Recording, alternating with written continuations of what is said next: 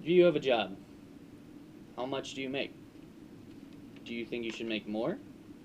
These are questions I asked you guys a couple classes ago, and I found out by the reading them over the papers that some of us don't completely understand the definitions of these words or the correlation between the two. Um, I feel this is a very important topic to discuss, mainly because it's a thing that just pops up in politics every couple of years. And even in our most recent political, I don't rightly know a good word to put it, but let's just say some of us aren't happy. But there were three main candidates. There was Donald Trump, there was Hillary Clinton, and there was Bernie Sanders. All three of these candidates had their own idea of what minimum wage should be and made promises therefore. The first one, the president elect of the United States, Donald Trump, offered to raise federal minimum wage to $10 an hour. Second one, who almost won, was Hillary Clinton. She suggested raising the minimum wage to $12 an hour. And the third one, Bernie Sanders, who is last on the list because he did not successfully get through the primary vote, was thinking about raising federal to $15 an hour. Now, this is not the only kind of election where it happens. It's happened many times before in smaller elections. This is just the big one because it's federal. The difference between federal and state is that federal binds them all together, so federal trumps state. Federal's current minimum wage is $7.25 an hour. If they honor what they suggested, we will have at the very least with Trump $10 an hour as across the board throughout the United States. Probably won't happen. Those things usually get pushed back and delayed, but that's what they're talking about. And I have a couple sources for all this. First one is Think Progress, and these are all websites. Think Progress, History Channel, Washington Examiner, and there's a couple more that I added in for much smaller reasons. But those are the big ones for that and what I'm going to continue talking about.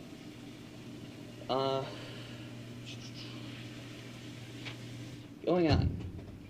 I used to have a minimum wage job, and the big problem here is that minimum wage, being the lowest you can possibly have in our state, it is currently $8.50 an hour. It doesn't pay the bills. That's the biggest problem, and I can say that I was able to pay my bills, but barely. I had some parents' help, and I didn't have to pay for everything. The easiest ways to lighten the load are to, if you're living in town or in an apartment, get roommates.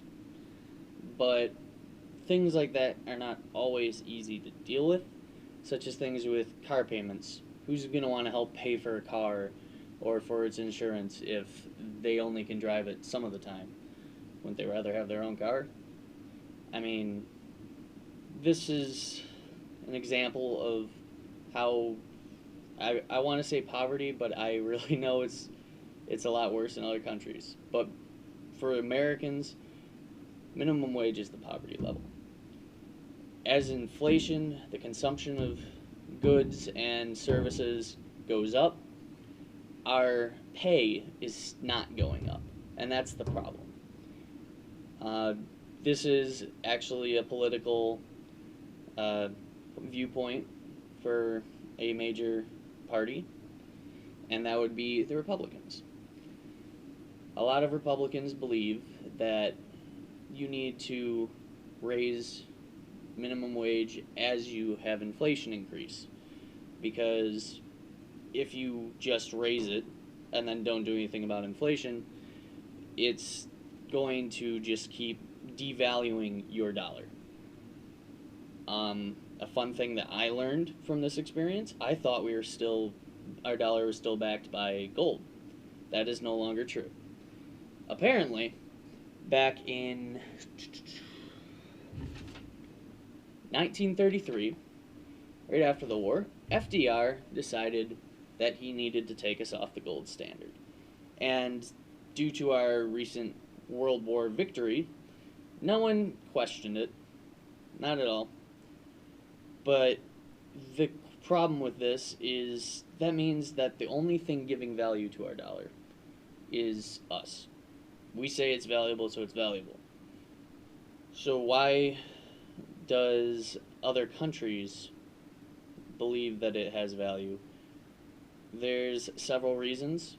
One of them is a conspiracy theory for our fan in the audience. But the main reason is just that we all agree that it's valuable. Um, the funniest thing that I had never noticed before when I did this little bit of research is that actually on our dollar, if you look at it, it says that it is a Federal Reserve note. And the definition of a note is an amount to be paid in the future. So it's not even money, it's just a banknote. But going on to the conspiracy theory, because it's fun and I see that I'm starting to run out of time here, it is thought that our money is actually backed by, like, overseas and whatnot, by Saudi Arabian oil. And back in 9/11, for those of you who remember, there was a catastrophe in New York, and many people were upset that we did not immediately go after Saudi Arabia because people believed that Saudi Arabia had a part in it. Here's the problem with that. Saudi Arabia, although it is ruled by the Saudi family is not a radical Muslim group. They are much more passive, they're nice, and although people have found small traces of evidence that they did give money to the radicals, that does not make them radical. It's more of a attitude of kill or be killed. By giving them a small amount of money, they put themselves lower on their kill list because the radicals have been trying to kill them for a long time. Now, obviously, we cannot just stand back and do nothing, but because their oil is backing our dollar, it is impossible for us to attack them directly. So what we did was we chose the next best thing. We went to Iraq. And this was in June 5th. No, that's not it. I swear I wrote it on here. Anyway, we went to Iraq.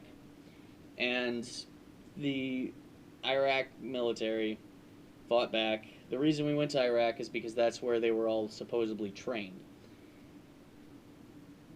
Is there a degree of truth to this story? Who knows? That's where the media comes in. That's where FBI comes in. It's all a conspiracy.